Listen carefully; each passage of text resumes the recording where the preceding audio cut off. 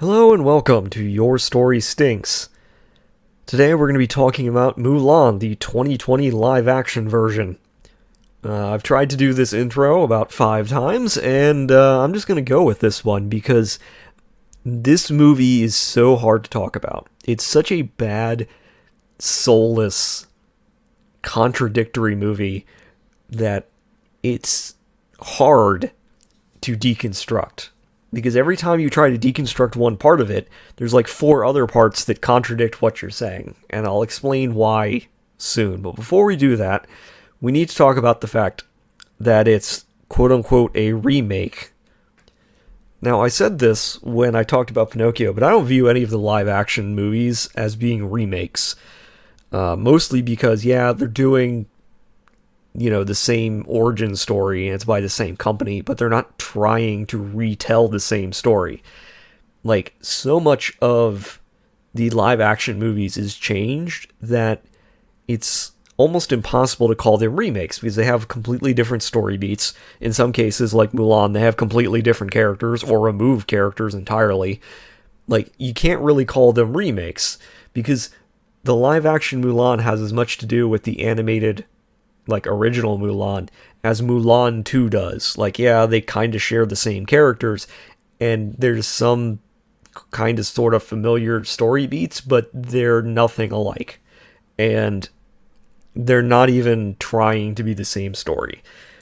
Like, yeah, they're trying to, ride off of the original animated version, but this movie is not at all a remake, in any sense of the word, other than the fact that this company has done Mulan before. I think the only movie by Disney that's a live action that could kind of count as a remake might be Beauty and the Beast, because it has the most similarities with the animated version. Like, in some cases, it's trying to do shot for shot the animated version, and so you can kind of be like, yeah, that's remaking it. But even then, there's so much different about it that it's really hard to call it a remake. And by the time that we've now gotten to Mulan, almost nothing about this movie is alike to the original, well, quote-unquote original. I'm just going to say the original and the remake just for the sake of, ease, and most people identify them in this way. But they're not. Mulan, the live-action movie, removes Shang as a major character. Mulan herself is a completely different character. There are new villains, or villain, I should say, that have been inserted. The plot points are completely different. The social aspects have been completely changed. They've tried to make a movie for 2 different audiences and satisfy neither of them. And honestly, the whole thing is just kind of a mess. So it's really hard to talk about. But I'm going to try my best. I'm going to try to keep this one concise, because every other time I've tried to talk about this, I end up rambling because it's so hard to disassemble this movie because it's a mess. It is all over the place. And every time I try to talk about one part of it, there's 5 other parts that contradict what I said. And I'll explain that. So let's just delve into the first problem that this movie has. Let's ask a simple question. What is the most important question when analyzing a work? Like any creative work. Doesn't matter if it's a novel, doesn't matter if it's a cartoon, doesn't matter if it's a movie. What is the most important question that you always have to start out with? That question is, who is this made for? Okay? You need to identify, first and foremost, before you can really delve into a work, who is this work being made for? Who is the target audience? What kind of person are they trying to attract? What kind of person are they trying to satisfy with what they're doing?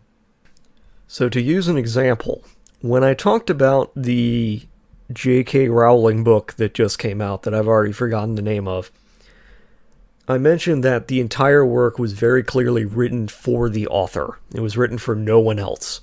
The author wrote the book because the author was interested in spewing forth their views in a book, and there was really no one else that they were interested in writing for. That was it. J.K. Rowling wanted to write a book, and the entire book was written because she wanted to say things, and she didn't care what anyone else thought. And she can do that because she's now at the point in her career where she could write anything and people will buy it. Even if it's just to look at what she's written and be mad about it. That's where she is. So, taking that frame of reference, who is Mulan made for? Who is the target audience? Who are the creators making this movie for? And the answer is everyone and no one. And that doesn't really give you an answer, does it? It really doesn't explain anything. Like, what does that mean? What does it mean to make a movie for everyone and no one at the same time? Now, the most obvious answer to this question is that they tried to make a movie that appealed to everyone, and thus it appealed to no one, but that still doesn't answer the question. And the reason is that this movie, like many movies with troubled productions, has gone through so many changes and so many rewrites and is trying to appeal to such disparate, interest groups that it can't really appeal to anyone at all. So let's delve into this a little bit. First and foremost, this movie started production in 2010. It took 10 years for them to get this movie going and finished. Okay, that should tell you something about, the production and how hard it was just to get this movie finished. Because movies that are good or coherent usually don't take a decade to put together. Okay, most movies that start and then end up in production hell for that long turn out like this. And so that's an easy way to explain why is this movie bad. And it's it's been in production hell for 10 years, and they just wanted to get something out. That's one answer. The second answer is that because they're making Mulan, they're chasing the Chinese market. Okay, the overseas market. And that's a thing a lot of movies do now. A lot of studios want to chase the Chinese market because the Chinese market is 1 billion people. And so they're like, yeah, if we can just get a few 100 million people to watch this movie, we'll make tons of money. But there's a problem. The American market and the Chinese market are entirely different. The people who go see movies in these markets are entirely different. Everything about them is different, almost. Their lived experiences, their political views, their social views, their histories, everything is extremely different.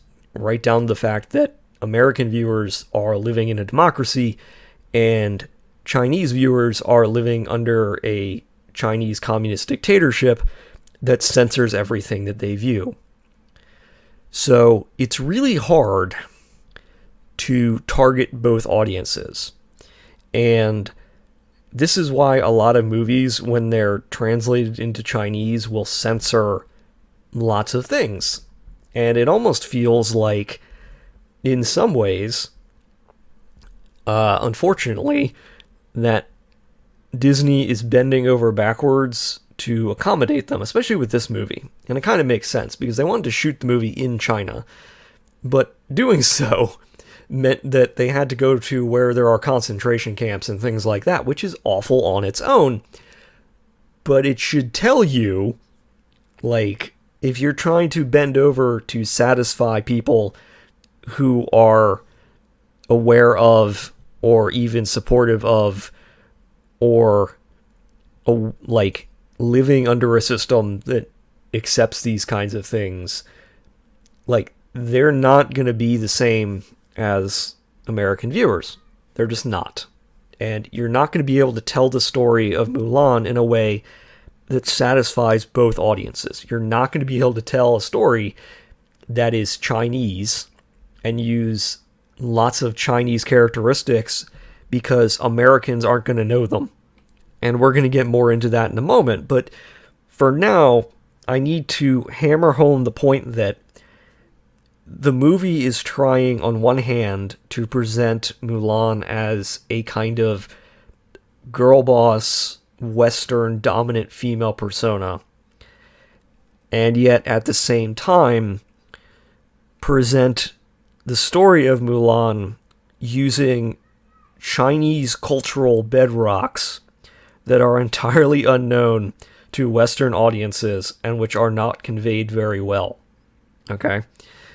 Beyond that, they have to do things that are alienating to an American audience in order to get past the Chinese censors. So, for example, they removed Shang. Why is that alienating? Well, because Shang, as a character, has become a gay icon, I guess you could say, among certain sectors of the internet, where they basically view Shang as, like, I think a bisexual icon or something.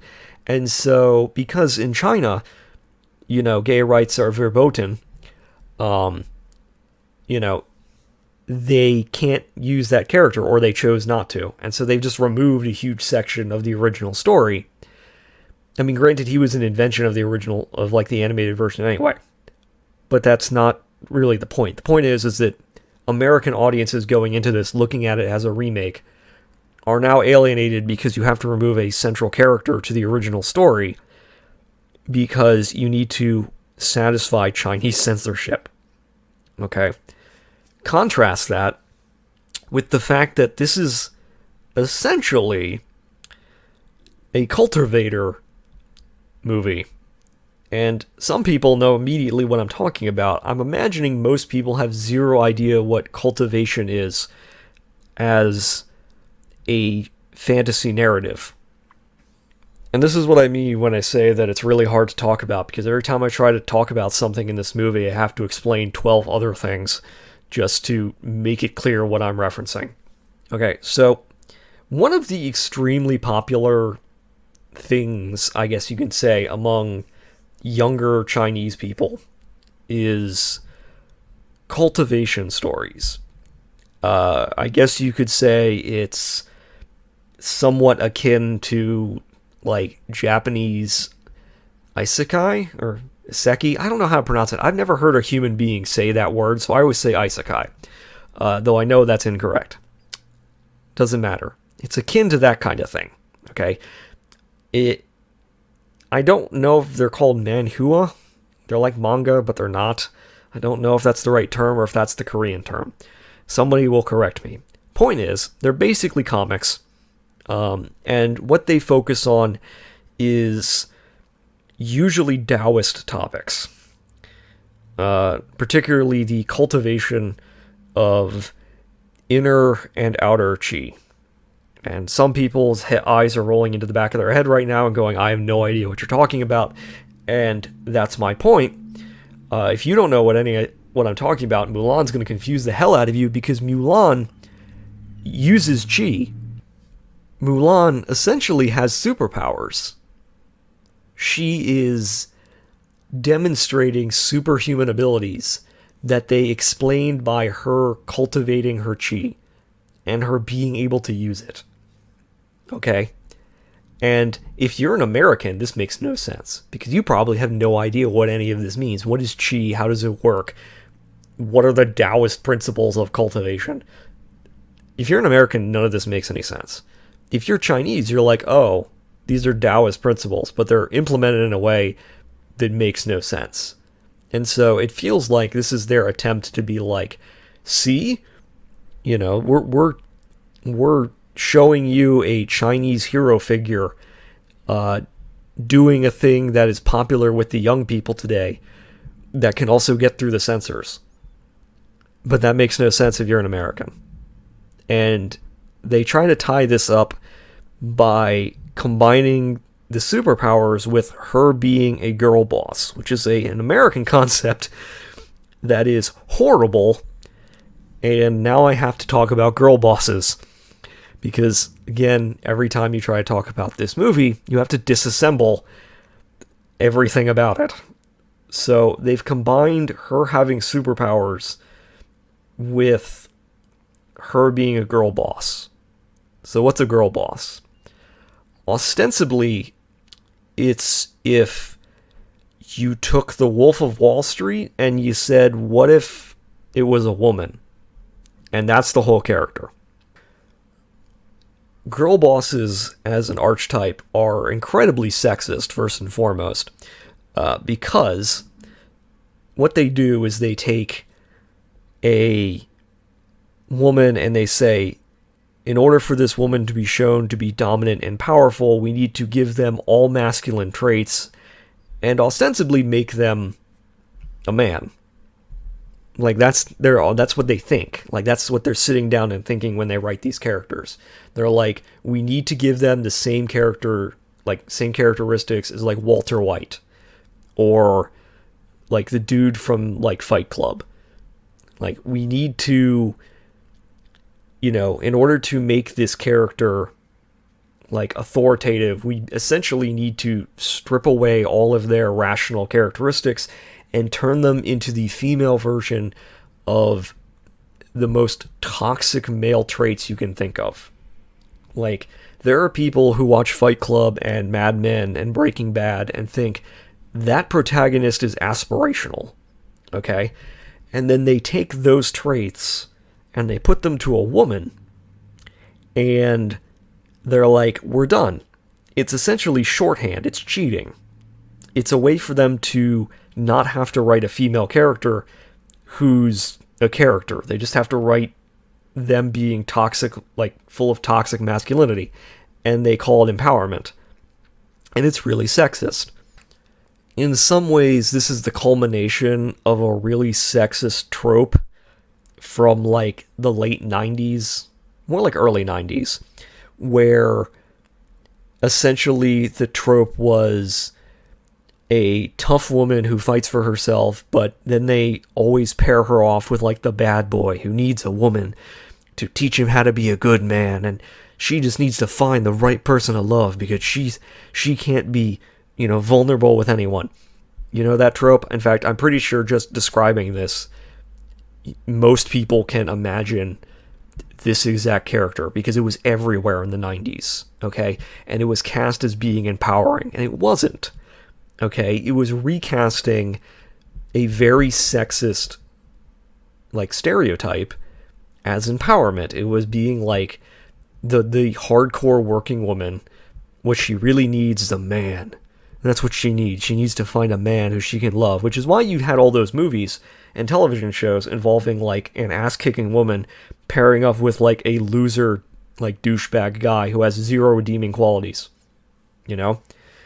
Like, zero redeeming qualities, but damn, he makes her feel like a woman. And you can probably imagine like 30 different like movies that do this exact story because it was everywhere. It was super sexist and it was portrayed as being empowering, and it wasn't. And the girl boss is the same thing. Okay, it's the problem with something like Buffy the Vampire Slayer, where on the surface it's like, yeah, she's killing vampires and being a badass, but then you watch the show, and the show is ostensibly all about girl troubles and all about, like, her, like, boy troubles or, like, mean girl infighting and her, like, the whole arc with her and Spike and, like, all their bickering and, like, she doesn't know if she can trust him and he doesn't know if he can be a good enough man for her. And it's not empowering at all. It's super sexist. And it comes to no surprise that the guy who wrote that show turned out to be a huge sexist because all of the guys in the 90s who wrote these characters were sexists. And they still are. But anyway, point is that started, and now we've gotten to the girl boss. And so when people think of, like, what's a girl boss, they think of, like, Elizabeth Holmes, who, like, was a scam artist who ran Theranos and dressed up like Steve Jobs and lowered her voice intentionally to play into the stereotype because she knew if she played into the stereotype, people would give her money. And they did. And so the whole girl boss character is super awful. It's reductive. Okay? It lowers the humanity of the character and essentially just reduces them to traits. Like, not really traits, like 3 traits, where they're always like, they always have to be a badass, and they always have to be in control, and they can never show weakness, and like this isn't a character anymore. Like, this isn't a character. This is just like self-insert fan fiction at this point. Like, I hesitate to call her a Mary Sue, but if she's not, she's really close. Because the girl boss archetype essentially means that all of the human characteristics have been removed, and she's now just a male power fantasy. Like, the female version of a male power fantasy. She is awesome at everything, she's super strong and quick, and everybody likes her, and, like, no one can defeat her, and she's always on top. Like, even when she loses, she wins. Like, this is not a character anymore. And it's what I mean when I say that this is reductive. Because all they can think of when they sit down and write, like, what counts as a strong female character, what they reach for is male power fantasy. That's the problem. Okay, that's the problem with this character. And we're going to get into it when I talk about the story, but I need to discuss these things beforehand or none of my critiques are going to make any sense. Okay? So, that's kind of the core problem with Mulan and why it's not, like, that's why it's being marketed to an American audience. That's what's being marketed to the Americans, is this girl boss aesthetic character who is, like, unfeeling almost, and is essentially super strong and better than everybody else, and constantly showing everyone up, and, like, again, some male power fantasy. Now, having talked about all of this, before we get to anything else, we need to kind of address, I don't want to say the elephant in the room, but it's basically what it is. And that's that this is a Marvel movie, for all intents and purposes. Like, everything about this movie comes down to it being like Captain America. In fact, that's the movie that I think of when I watch this movie. And people are going to be like, what? And I'm like, this is what this is modeled on. Like, the original Captain America movie of, here's this woman who doesn't fit in and then joins the military and shows that she's a badass and saves the day. And, you know, like, this is the same movie. Like, this is how she's presented. And it's kind of weird because you would think, well, okay, you can't really do Mulan as Captain America. Like, you couldn't do the same story beats because these are two completely different stories. And yeah, yes, they are two completely different stories. And that's another reason why this movie doesn't make any sense and why it's constantly fighting against itself, because Mulan is trying to present herself as being like this savior of the people, this person who is, you know, will do anything to get what she wants and do what she thinks she should do, but she's constantly undermined by her own characterization and her own reactions. And I'll get to that when we talk the story, which is going to be right now. So, the remake is ostensibly the same in the very beginning as the animated version. So if this sounds familiar, you're probably, you know, clued in, you're probably already caught up. Mulan is a young girl, she's active, she's adventurous, she's, you know, rough around the edges. Her parents are disappointed in her because they want her to be like every other girl, you know, normal Disney princess stuff.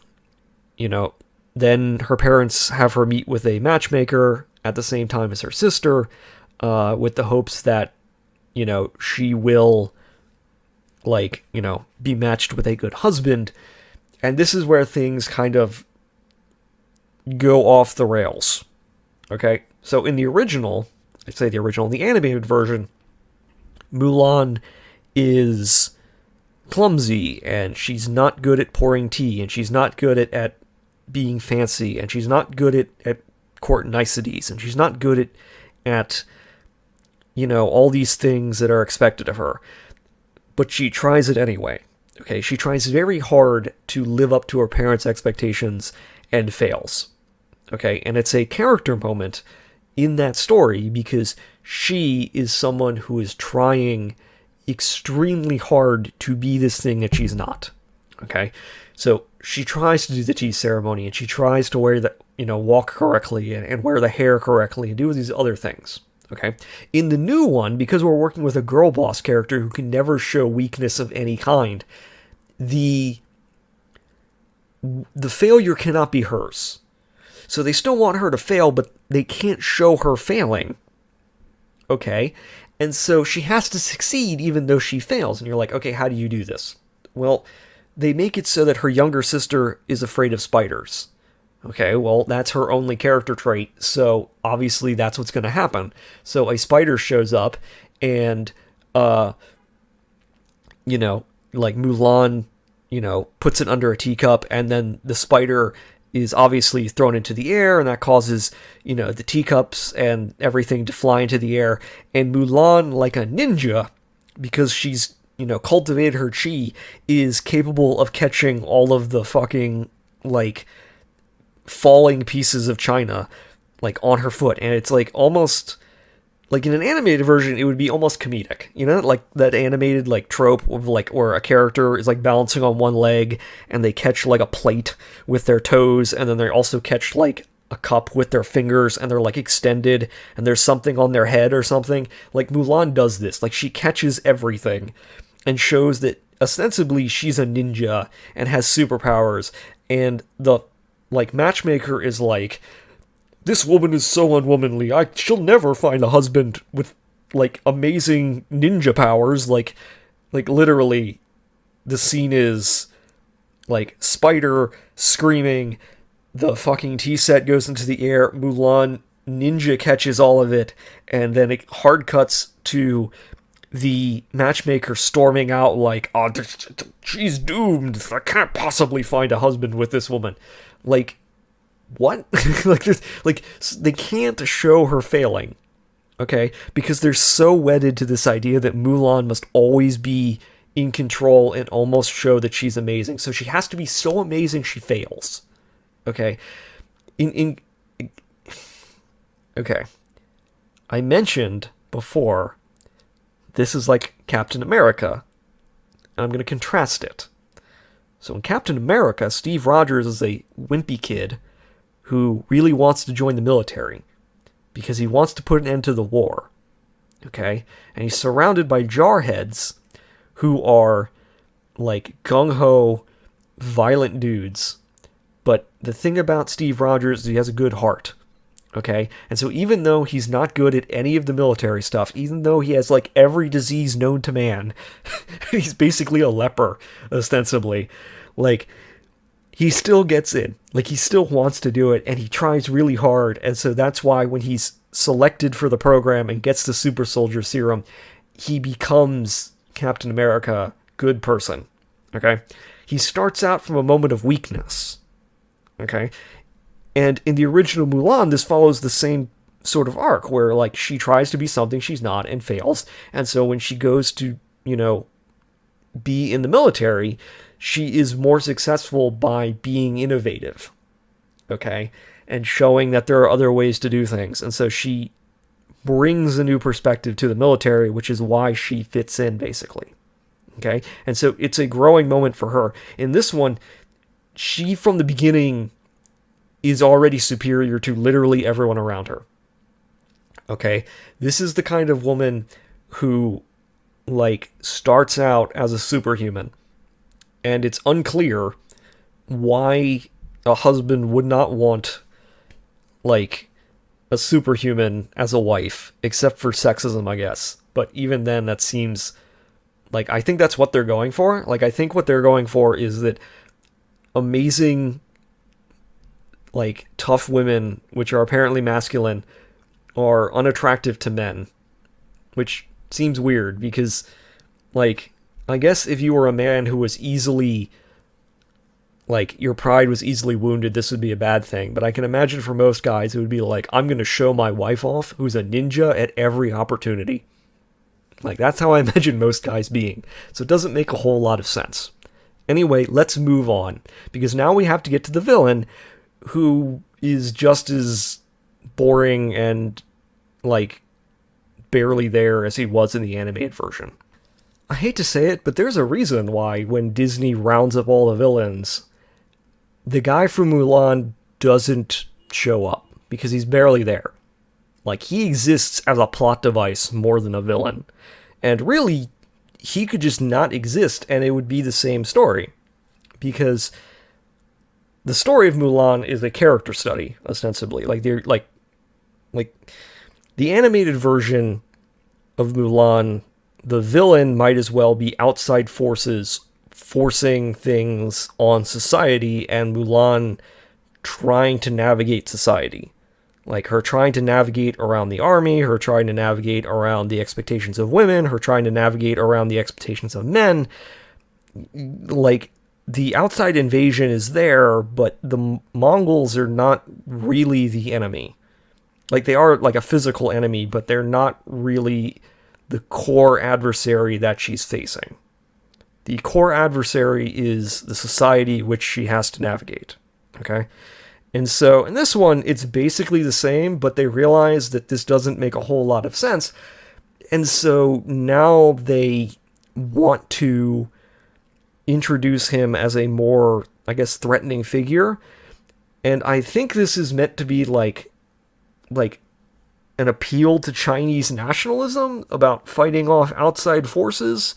Like, I think that's what they're going for, because it's not enough for him to be like a barbarian from the outside who ravages, like, China. He has to be aided by evil magic. Okay? Magic exists in this universe now. Okay? Like, he's assisted by a witch. Okay? He's assisted by a witch. And her role in this story is all over the frickin' place.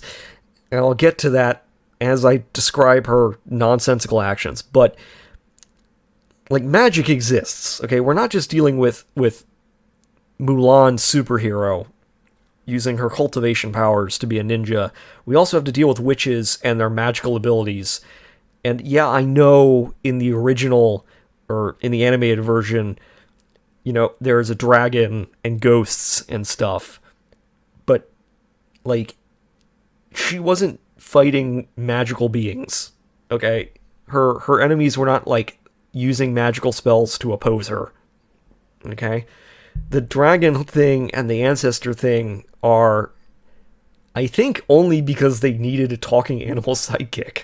Like, I honestly think that they were like, we need a character that we can brand and make for toys. So every other movie that we do has, like, a talking animal sidekick. So we need one for Mulan, and here it is. You know? Like, but in this one, it's like, no, she has to fight a witch, and the witch is using her magical powers to assist a Mongol Khan, basically. And, like, it's just bad. And I'll get into more of why it's bad in a little bit. So, anyway, Khan is doing, you know, Mongol things and killing lots of people.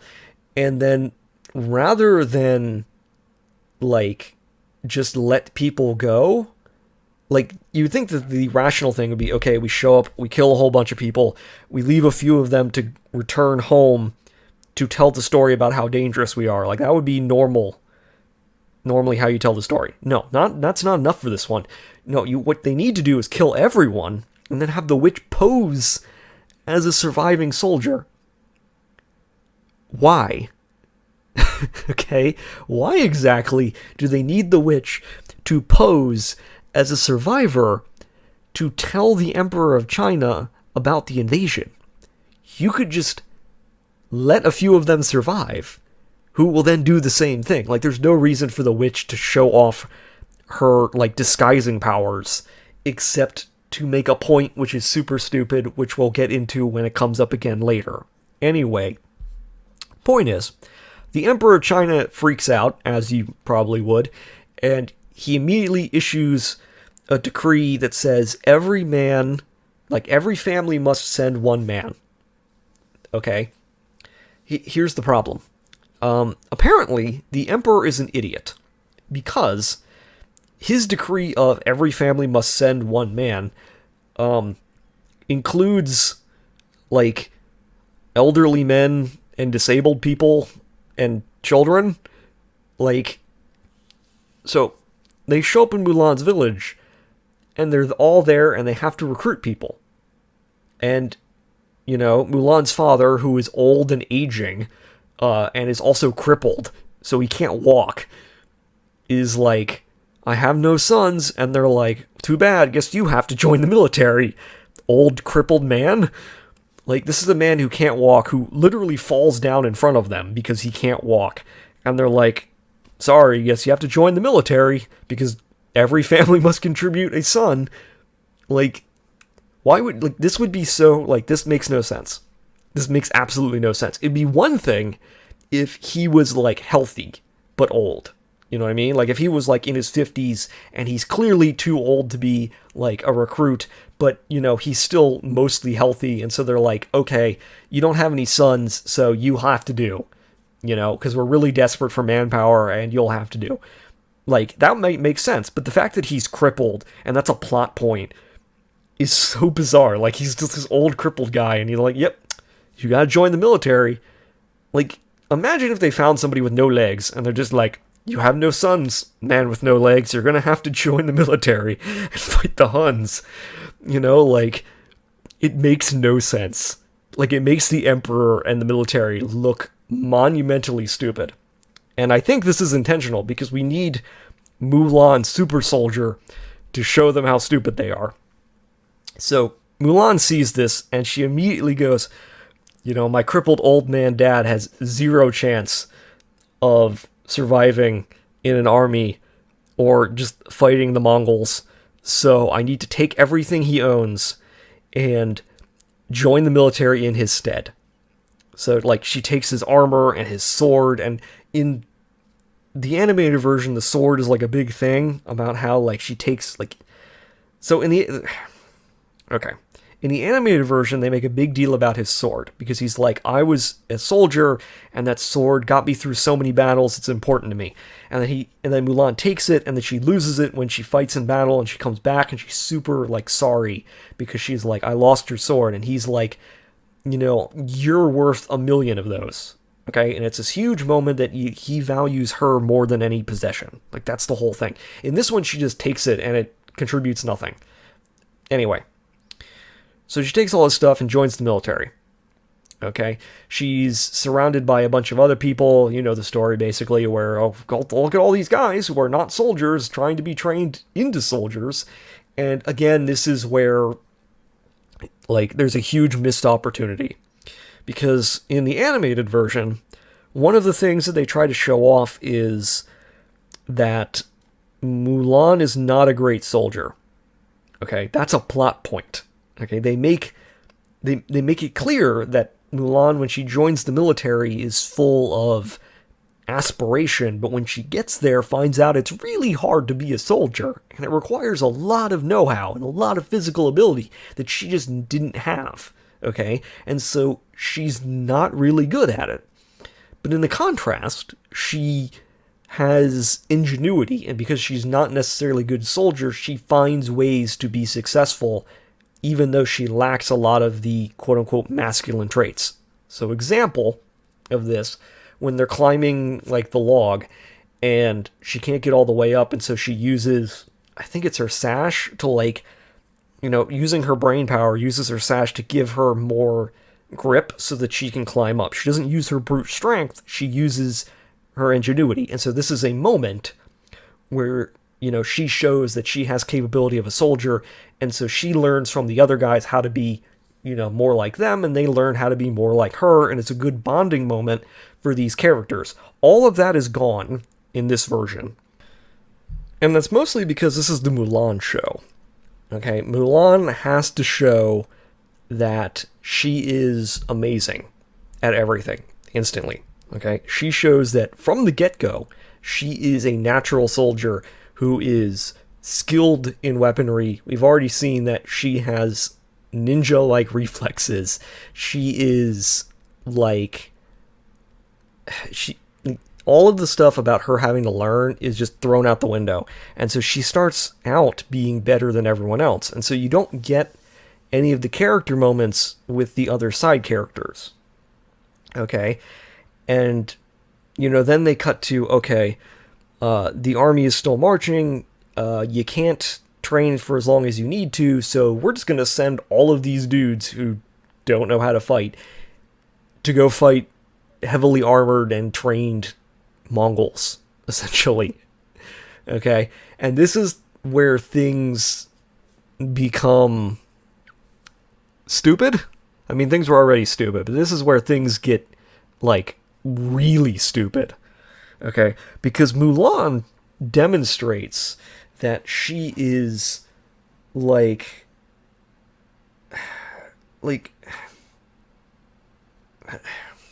she demonstrates that she's better than everyone from the get-go. And I've said that before, but what I mean is she fights off soldiers on her own. She fights off a platoon of soldiers on her own, Captain America style. Mid-battle, Mulan breaks rank and goes 300 on, these enemy soldiers. And because, of course, she has to show that she's a badass. And this is where she's confronted by the witch. Again, well, actually, this is the first time, I think. But the witch makes her presence known again, and this is where we understand her character, because we realize that she's not really a character. She's there to throw, social commentary at the watcher, basically, at the viewer. Because she shows up and immediately mocks Mulan for pretending to be a man. Now, this is stupid for a number of reasons, but it's really stupid because, again, this is a witch whose core power is shapeshifting. Okay? This is a person whose core identity is that she turns into other people to fool them. And she's mocking Mulan for changing how she's identified so that she fits in as a man. Keep in mind, this witch is already masqueraded as a man once already on screen. Okay? So this is incredibly hypocritical and incredibly stupid, and it essentially just exists to throw social commentary at, the viewer, and to have Mulan be like, "You're wrong," and all that other nonsense. Anyway, so the witch tries to kill Mulan, as you do. Mulan is saved by her armor, which she's been using to bind her chest to hide that she's a woman. And this is where things get even stupider. I know I've said that a couple times now, but no, I mean it. Because, again, Mulan becomes Captain America. She essentially does the Captain America raid. So in Captain America, the First Avenger, there's this scene where they're like, "Oh man, there's some of our troops captured behind enemy lines, and there's nothing we can do." And Steve Rogers is like, "I'm going. I have to save them." And so, he goes along with a couple other dudes, and he leads them all back, to camp the next day, having single-handedly defeated 300 Nazis in a camp, And Mulan has this same moment where she's looking around and seeing that the enemy, the Mongols are attacking her troops, and they're attacking them with a catapult of some kind. I think it's a catapult. I don't know what you call that thing. It's like the swinging thing. It's like that thing that I don't know if they had those in ancient China or not. I'm not really familiar with Chinese siege weapons, so I don't know if this is accurate, but I'm going to call it a catapult, and I'm sure someone will correct me. Anyway, they're using it to attack the Chinese soldiers, and Mulan is like, I need to stop it single-handedly. So she uses her magical archery skills and her martial abilities to alter the way that the trebuchet or catapult trebuchet thing is firing so that it hits a mountain. Okay? And that causes an avalanche that buries the enemy army. So Mulan has just one-on-one defeated an enemy army. On her own. Mulan single-handedly defeats the Mongols. Okay? Using a catapult. And it's it's so stupid. It's so absolutely stupid. Okay? Now, having single-handedly won the day and killed hundreds of soldiers on her own, okay, she immediately rides back into the camp to be like, hey, we won because of me. Because, like, well, she doesn't do it that way, but that's really what she should do. Like, that would be in character for this kind of, like, single-minded focused character, would be to ride into, like, camp and go, yeah, it was me, what you gonna do about it? You know, that's what she should do. Instead, she rides into camp and reveals that she's actually a woman to, you know, everyone, including the commander. And because this is a movie that's more, like, concerned with social commentary, the commander is like, oh, you're a woman? I know you won the battle for us, but you have to go home because you can't be here. Only men can be here. Goodbye. Leave. And if that sounds moronically stupid, it is. Now, compare this to the animated version, which I know I said I wasn't going to do because they're different, but I have to because it's better there. So in the animated version, she saves, like, the side characters, okay? And the side characters realize that she's a woman, okay? But the side characters also realize that, well, she must have had a good reason for not telling everybody, and must have had a good reason to be here. So we have to keep her secret. You know, we have to look out for her and keep her secret because it's important that we don't tell anybody because that could be used against her. Okay? And they show that these are good characters. You know, yeah, they're weirdos and they might be a little perverted, but the fact of the matter is all of them come together and go, yeah, she saved our asses a couple times, so this is our repaying her by keeping her secret. And so it works as a character moment for everybody. Okay? In this one, it only serves to kind of reinforce this weird sort of social commentary that everything is against Mulan. Because again, in the animated version, Mulan is basically just a regular soldier who proves herself to be a fairly decent, good soldier. But she's not anything, like, incredible. In this one, she's like Dynasty Warriors level, like, badass. Like, she is a one-woman army. She gets onto the field and just fights an entire platoon of soldiers on her own. She mans a catapult and fucking buries an army with an avalanche. And then she rides back into camp and they're like, well, you have boobs, so sorry, you have to leave. Okay? And Mulan is like, okay. And then just leaves. Okay? And then she leaves. Which is really confusing. But again, even when she wins, she can't, like, even when she loses, she wins. Because the whole point of her being expelled is to make her look good. Like, the whole concept of her, like, this is, like, she's being expelled not for disobeying orders, not for taking unnecessary risks, not for, you know, breaking formation, you know, none of this stuff. No, she's being punished for being a woman. Like, you know, again, because they have to show that even when she loses, she wins, because it makes the commander look small. It makes the society look small and weak, okay? As opposed to, like, you could make this work, you know what I mean? Like, you could make this being a thing where, like, she gets back to camp and they're like, yeah, you were amazing, but we have to throw you out because you disobeyed order. Like, you disobeyed orders, you went off on your own, you left you left all of your fellow soldiers on their own. You know, you completely ignored everything. You know, and, like, you had no idea if your guys were alive or not. You were off doing your own thing. You know, like, we have to throw you out because you're just not, like, yeah, you're amazing, but you're not a soldier. Okay? You know, like, you could have that kind of moment where she, despite being amazing, learns that, okay, I need to, like, you could have this kind of story where Mulan starts out not fitting in. And so, because she doesn't fit in, she decides, I don't care if I don't fit in. I'm just going to do my own thing. And I'm going to not care about it. And so she goes off to join the military, where she thinks that her kind of, like, rowdiness or kind of, like, outgoing nature is going to be a good thing. Like, you think that would be a good, like, a good story, because then what would happen is that she does her own thing and they punish her for it because she realizes that sometimes you have to, conform to something if you want to be a part of something.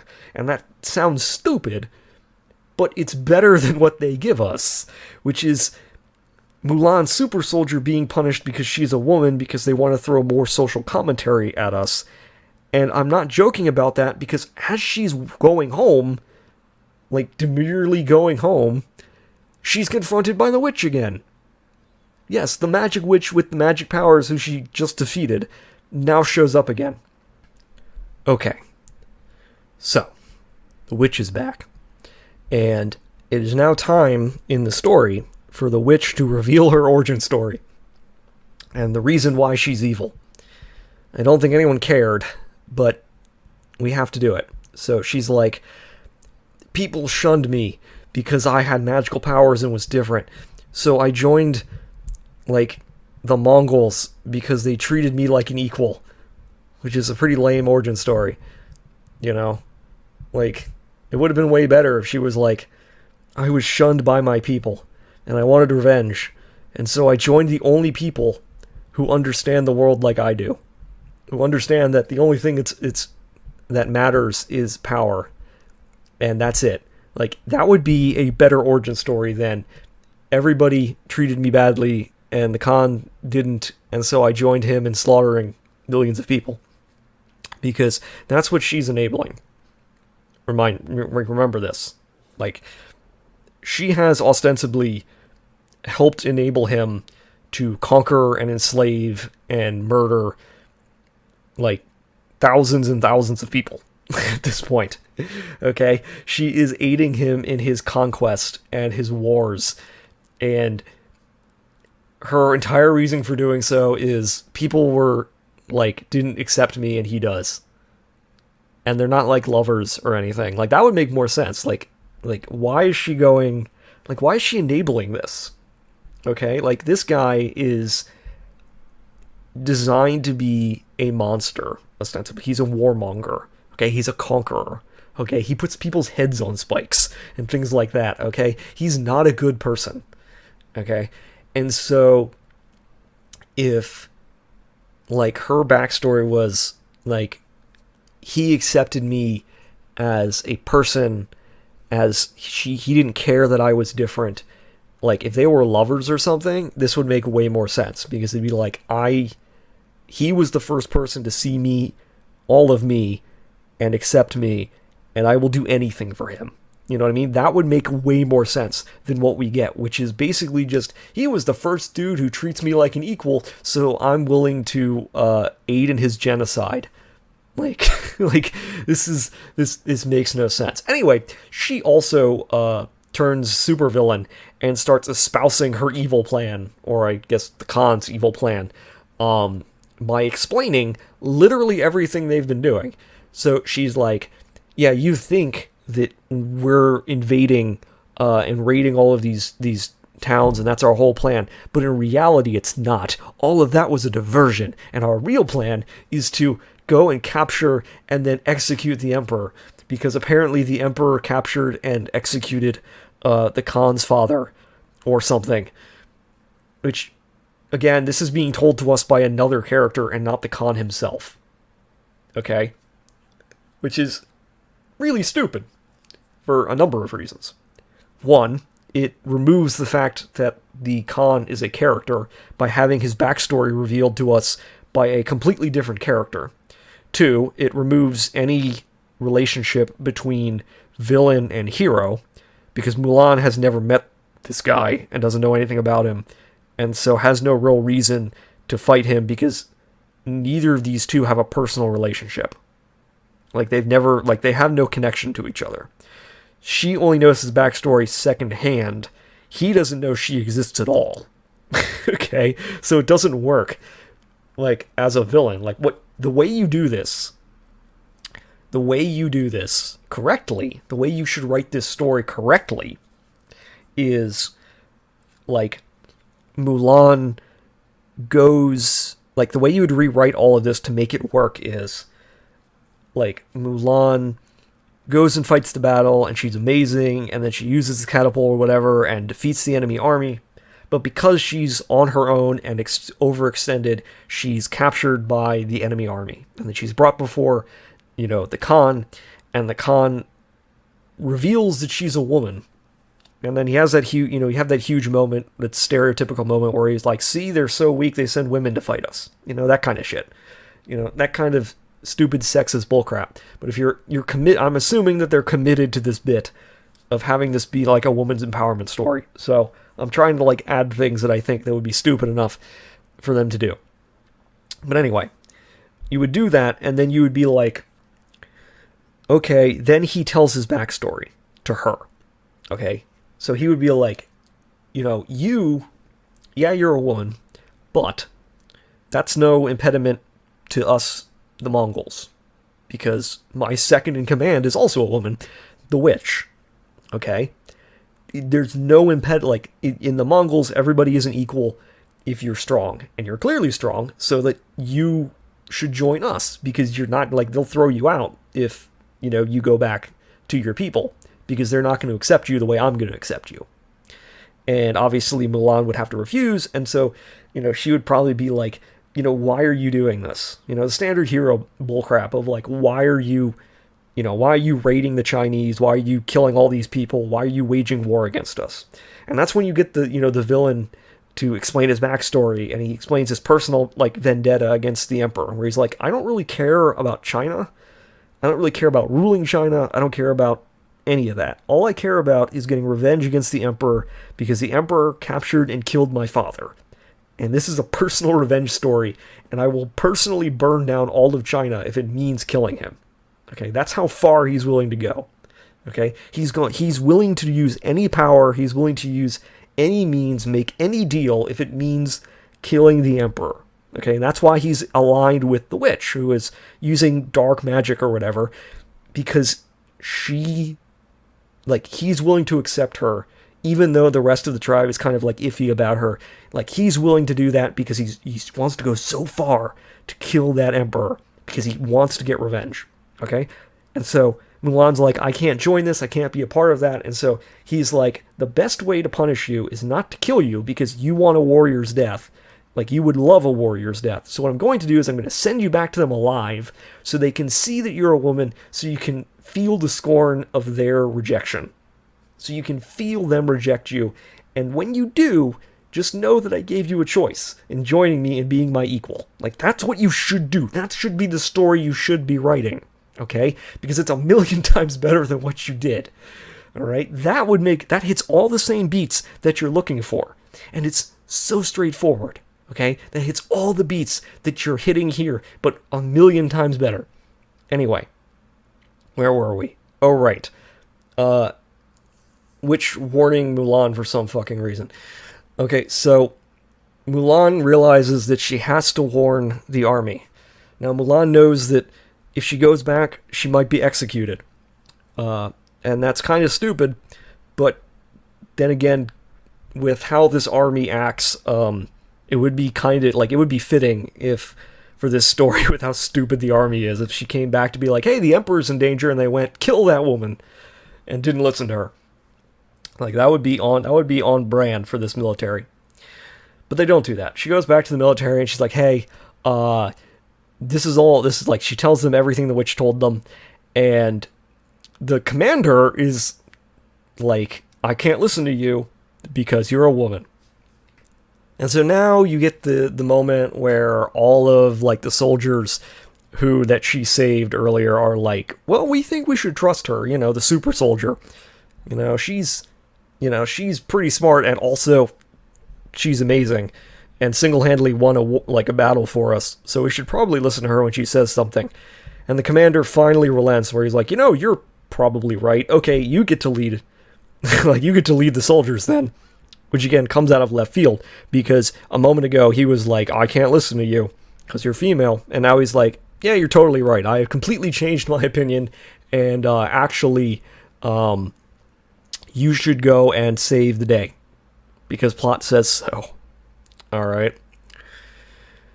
Now, we're back to the witch, because the witch is now back in the story, and she uses her magical powers to once again turn into a man again so that she can convince the Emperor to fight the Mongol Khan one-on-one. Okay. This is stupid for like 12 reasons, but let's just get into them. One, she's already complained to Mulan that Mulan is a hypocrite for pretending to be a man. This is now the second time in which the witch is masqueraded as a man. She masquerades as a man to convince the Emperor, an elderly man, to fight the Mongol Khan who's in his 30s one-on-one in single combat. And yes, she persuades him, but it's not like she uses magic to persuade him. Again, the way you do this is that you have her be like a Wormtongue figure, okay? You have her pretend to be the Chancellor, and you have, like, her turn into Wormtongue from Lord of the Rings, and whisper into his ear that if he doesn't do this, everybody will, like, think he's a weak emperor, and, you know, it will... You know, he can definitely do it. Like, he's still the young man he used to be. You know, he's defeated them before. He defeated the Khan's father years ago. You know, like, you have her be the Wormtongue figure to convince the Emperor with her magical abilities to, enthrall him and play on his weaknesses so that he agrees to this and it doesn't look stupid. Because what happens is that she just pretends to be the Chancellor and then convinces him with no magical powers to fight the Mongol Khan one-on-one, which is monumentally stupid. You know, it would be like if you had the Pope be like, okay, you're going to get in the, you know, in an MMA ring and fight Conor McGregor tomorrow. Like, what? Why? Why would you do that? Why would you agree to that? Why would you ever think that you could do that? It makes no sense. Okay. Beyond that, she uses her powers essentially to remove all of the guards around the city from their posts, so that the city is relatively undefended. That's at least kind of smart. Okay? That is pretty smart, that she, pretending to be the Chancellor, removes the defenses, so that the city is weak. Okay, that makes sense. Then the Mongols start killing all of the guards. Which, okay, I guess kind of works. But is stupid for reasons we'll get into. Anyway, then they move into changing plans. So now, the plan is, they're going to burn the Emperor alive. They're going to set him on fire. Which is really dumb. And I will explain why now. First and foremost, the Khan wants revenge. But the Khan's father wasn't burned alive, so there's no kind of like, I'm doing to you what you did to my father thing going on here. That doesn't exist. He's not dueling the Emperor, who he could clearly easily defeat. The Emperor is not learning anything, because he's not entering this as like an overconfident idiot. Okay? He's not learning humility when he's eventually rescued. Okay? He's not learning the lesson that he needs to learn about sensible, you know, rationality and overseeing, like, not being headstrong, essentially, and not being too wedded to tradition and things like that. Like, there's certain things that you want to use as, there's certain things that you want to use to get your point across and to draw, like, parallels between actions. Okay? So, for example, like, the way in which you do this correctly is you have the Emperor come out ready for battle. Like, he having been convinced that he should duel the Khan one-on-one, and having been convinced that, yeah, he beat the Khan's father, so he can clearly beat the son. You know, he's been convinced by the witch, using her, like, you know, Wormtongue-like magic powers. He's been buttered up and convinced that he's so amazing because he's gotten so used to being the Emperor. Okay, and so he's like, I'm gonna personally defeat the Khan in single combat. Okay, and so you have him tell all the guards to stand down because he's going to do this. Okay, and then they get together, and they're about to and he sees the Khan for the first time, and he realizes upon seeing the Khan that he is woefully overmatched, that he is doomed. Like, he sees the Khan and realizes, oh, I fucked up. There's no way I can duel this guy. I have maneuvered myself into a horrible position. And then you have him like try to chicken out. Like he's gonna he's like, okay, I'm screwed, so I'm gonna tell the guards to intervene. But before he can do that, the Khan, foreseeing that the Emperor was going to be a coward, has his men kill all the guards, like right then. They take the guards by surprise. And then you have the Khan be like, okay, pick up your sword. You didn't, when you killed my father, you just had him executed. You had somebody else, decapitate him. Okay, you had him dragged before you, and you had somebody else swing the sword that killed him. Okay, I am going to be better than you, because I'm at least going to be the one to kill you. I'm not going to have one of my men do it. I'm going to have you die with a sword in your hand like a warrior, even though it's more than you deserve. You don't deserve this. You are going to be executed by me, but you are at least going to die as a warrior, which is way better than what you gave my father. Like, that's the moment you do. Okay, that's a character moment that gives the bad guy, this character moment. You give the Emperor, this lesson about, oh, I'm arrogant and living in the past, and I've made a horrible mistake. And you have this whole thing set up. And that way, when, the Emperor, tries and fails to defeat the Khan, obviously, and so he's you have the Emperor feebly swinging his sword and the Khan easily disarming him and being like, pick it up again, embarrassing him essentially in front of all of his men. You have this moment where he's in need, and so when Mulan shows up to save him, he's like, oh, being a warrior is not about your gender. Being a warrior is about your, who you are as a person, and that goes back to the whole kind of I don't want to say Taoist Confucianist thing, but the whole concept of if your energies are balanced, you're better off. That's breaking down a huge bunch of other things, but that would again play into the whole weird cultivation thing and Mulan's superpowers or whatever, and all of that is way better than what we give us. So anyway, going back to the bad story. So they're going to burn him alive, obviously. And Mulan's, soldiers show up and they start fighting and distracting, the enemy army. And Mulan personally goes to save the Emperor. And this is where things get really stupid again. Because more magic comes into play and characters change alignments for no reason. So, okay, let's just get into it.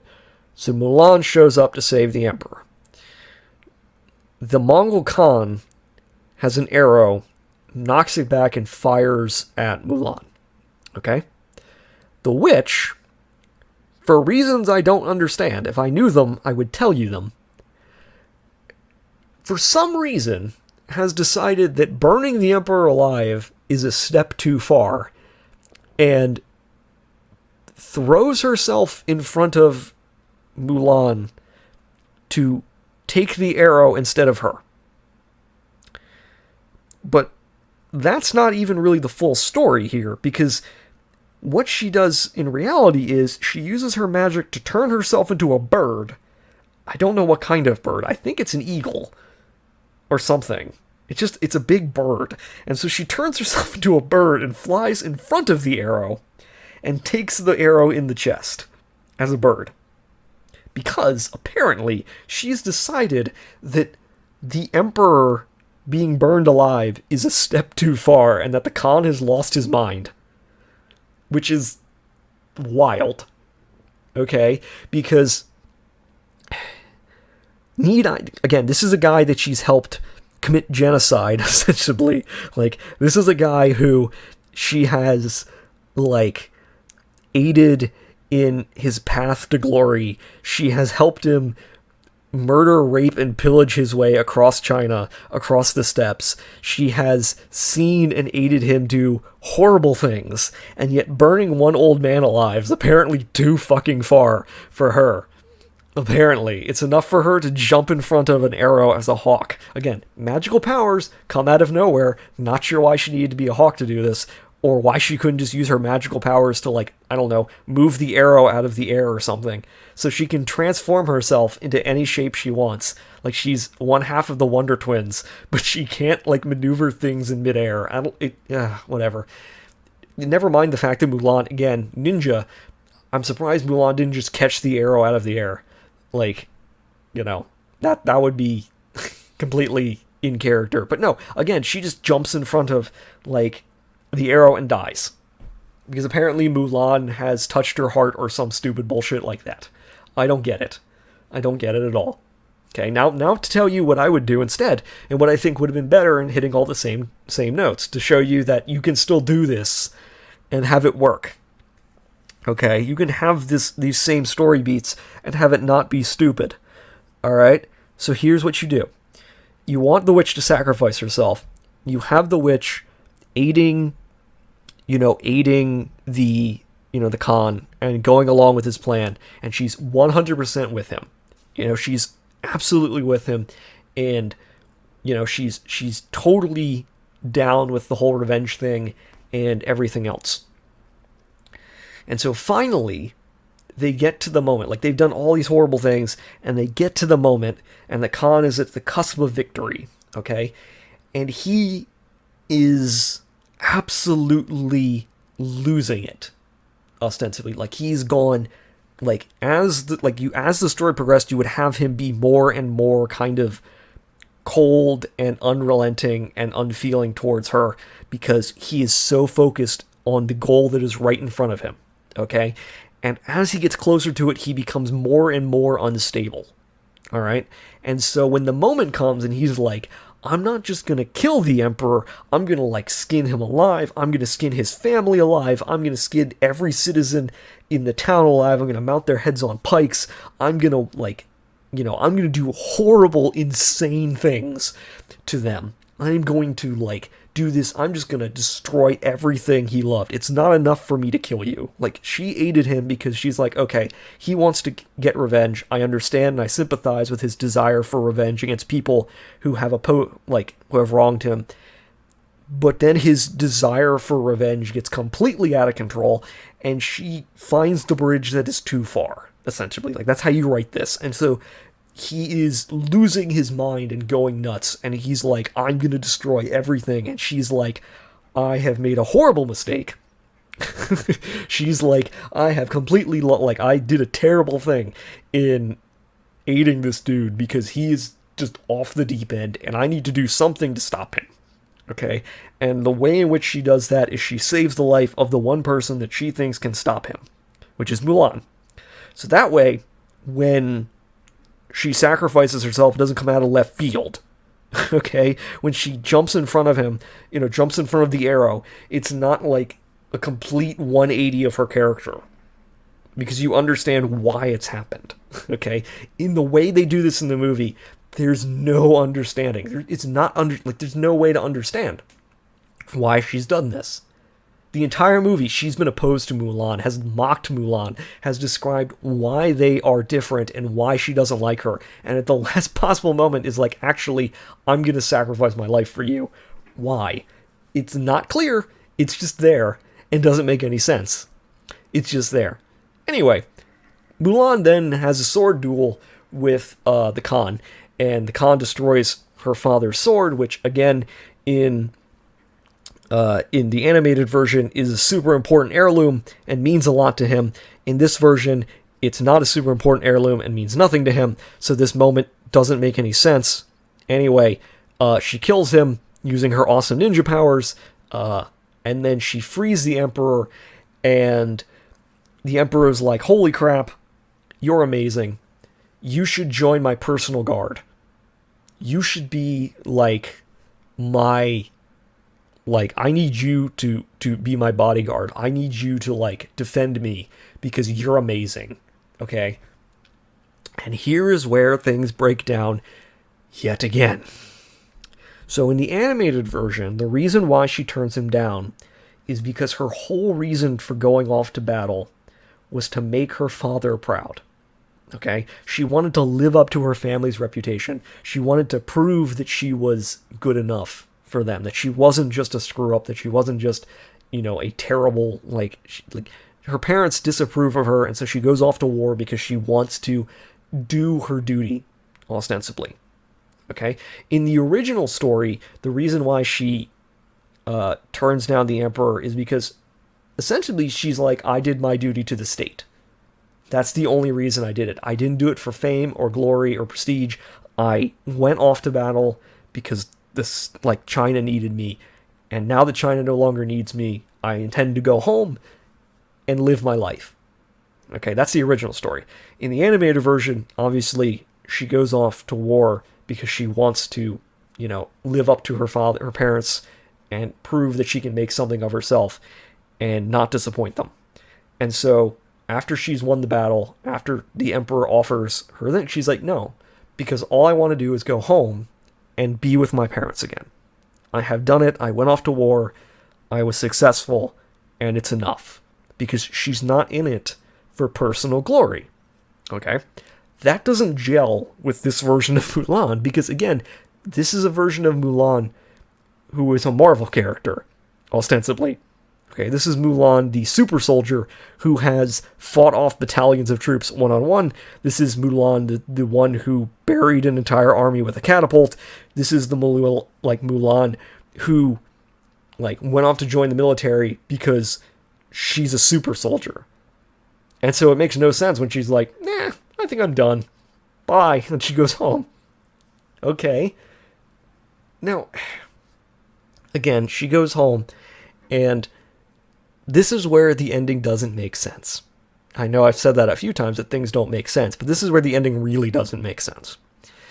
Because in the animated version, the ending is she goes home, she ostensibly gets married, the other men ostensibly get married, and she lives happily ever after, ostensibly, because she's done it, she's gone off to war, she's found herself, and she's gone on the hero's journey.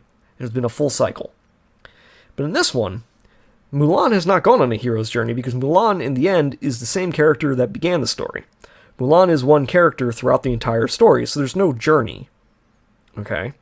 So she goes home to see her family, and the Emperor's emissary comes back and says, hey, I want you to, again, join the military. Now, keep in mind, she turned him down to his face. Okay?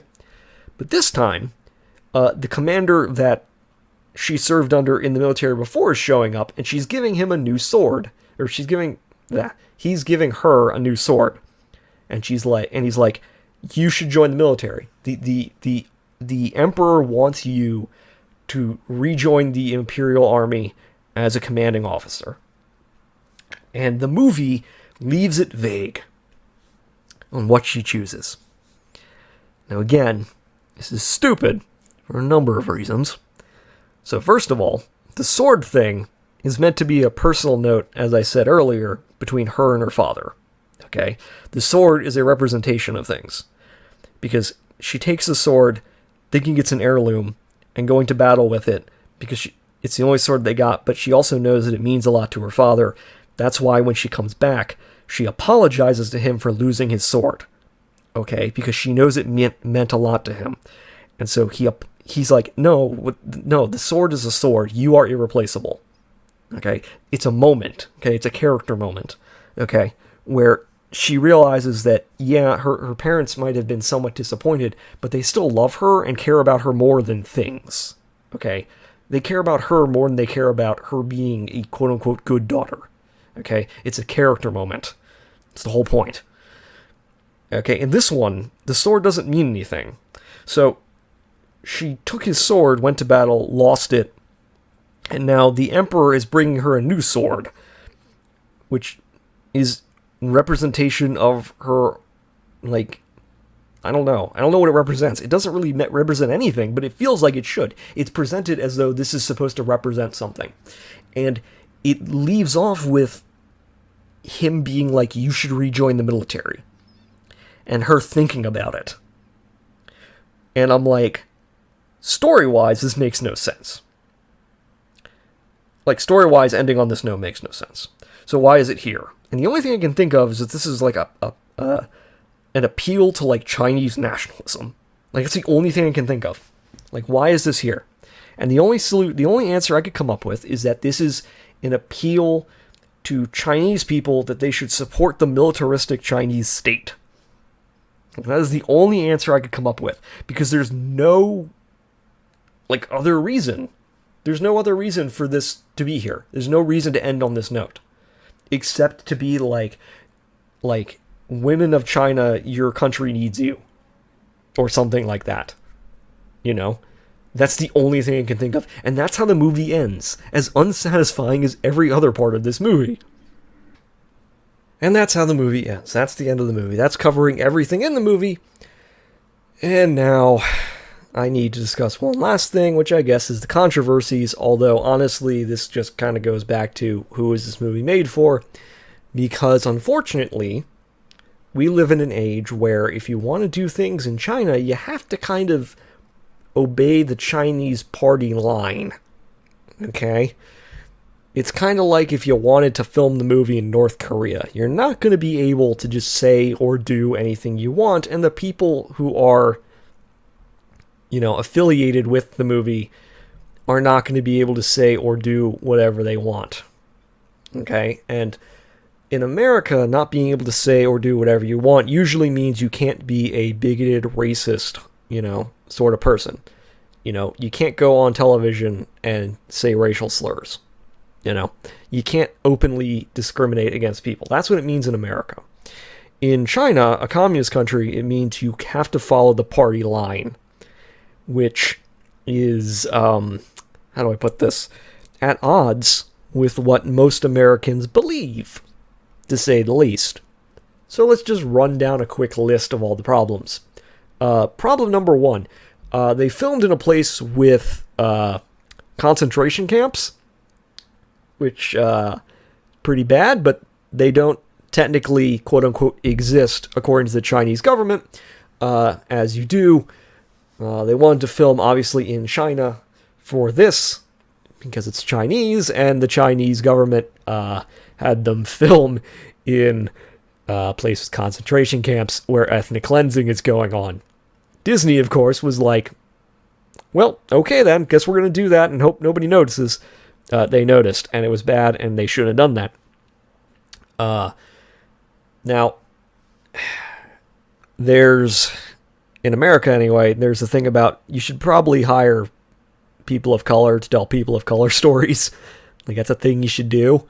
And they didn't hire, like, Asians, you know, for major roles. Like, they didn't hire a Chinese person to direct or, like, write the script or anything else.